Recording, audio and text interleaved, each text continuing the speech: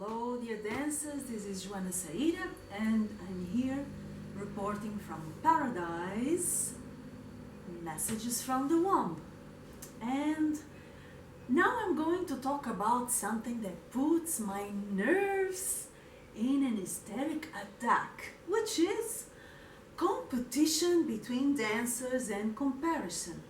Of course, competition presumes comparison because it's by comparing dancers that we define who's number one, who's number two, who's number three. So competition and comparing ourselves to others are two associated concepts.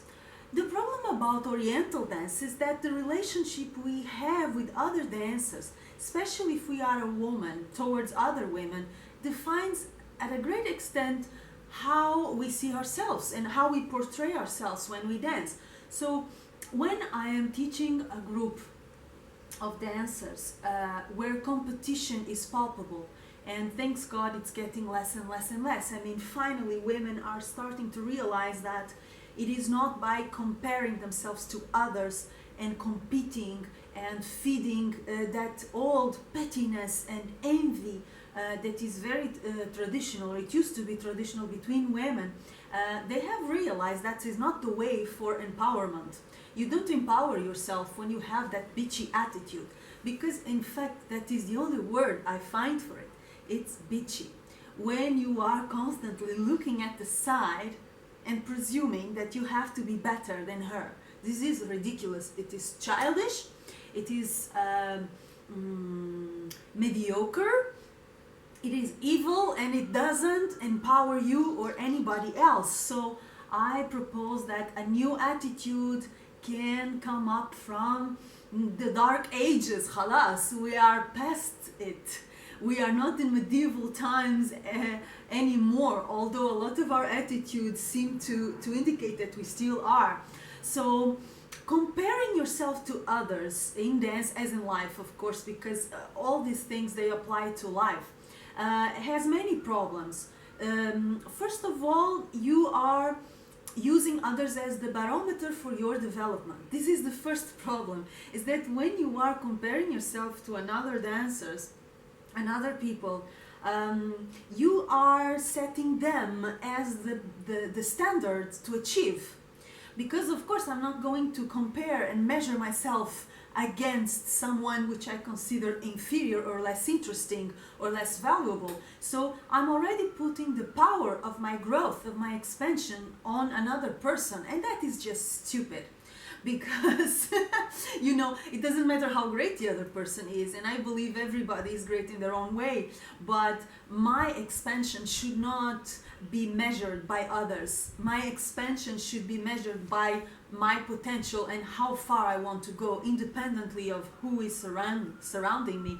So it's important that you understand that when you put that power over somebody's back, you are giving them your power as a person and as a dancer. Then of course there is this problem of mirrors. You know, the way you see and you treat other women, and I mean women because in 99% of the cases this is what I find in my workshops and classes. It doesn't mean men don't practice Oriental dance, so don't go all Inquisition over me, okay? Don't go Spanish Inquisition over me, because when I speak in female terms, I speak because generally it's women who come to me to teach, so it's women that I know better, at least on the teaching world. So the way women treat each other, the way they compare each other with other women or not, the way they envy or not, the way they compete or not, it shows the way they see themselves. And this is something that is very hard to understand for a lot of women. And I'm always telling them this: you be careful the way you relate with each other. Be careful how you speak on other women. Be careful how you look at other women, because that's the way you deal with yourself. If you don't have much respect, tenderness, appreciation for other women, it means you don't have much respect, tenderness and appreciation for yourself, because women are mirrors of each other. So you gotta be careful with that. It's not only a question of not putting your growth standards over somebody's back, it's also because you have to know that other women, your dance colleagues in this case, they are a mirror of you. So you better treat them right. Okay, and you better look at them as mutual empowerment beings. You can inspire each other, you can strengthen each other.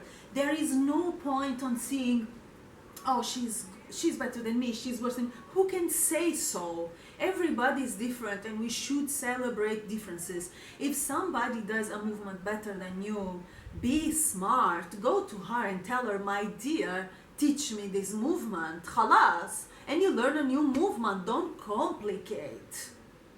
Oh my God, people love to complicate.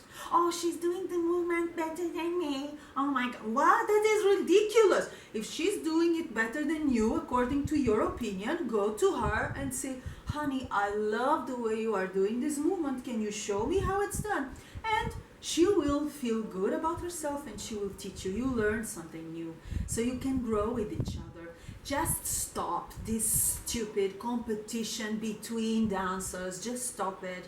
Also, Egyptian dance demands that you are in a channel. It demands that you are tuned in a dimension that is not compatible with the bitchy attitude of wanting to be number one. It doesn't fit. Egyptian dance is about the soul. And comparison and competition is about the ego, and it's a very small ego. It's not even a big ego, it's a very small ego who is too afraid of being meaningless, so it has to measure itself according to others. Come on, it's so small, and I know you are bigger than that. All of us are bigger than that. Don't go for the small things, man. Such a pity, man. It's bullshit. Go for the soul, which is anyway the only channel where Egyptian dance works. Of course we can play the diva. Of course a lot of dancers play the diva and people applaud because they don't know better. They don't know better. According to Egyptian standards, an Egyptian Oriental dance should come from the soul. It has nothing to do with let them prove they can do better than me.